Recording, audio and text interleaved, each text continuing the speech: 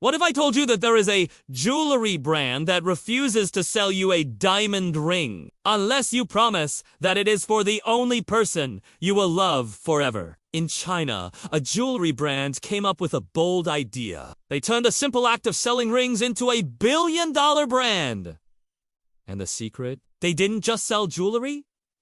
They sold a story. Their slogan is bold. One ring, one person, for a lifetime.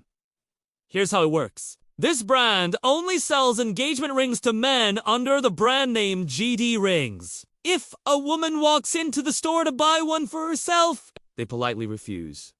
But it doesn't stop there. Any man who wants to buy a GD diamond ring has to go through a process. He had to register his ID number with his girlfriend's name. He had to sign a contract. A promise to love her for life. And once the ring was registered, that information would be linked to his ID forever. Which meant that each man could only buy one of these rings. Not two. Not three. Just one. Crazy. Right. But here's the genius part. They weren't just selling a piece of jewelry. They were selling a commitment. They were selling a promise that every woman dreamed of hearing. You're my only one. And so it was. The rings didn't have to be cheap.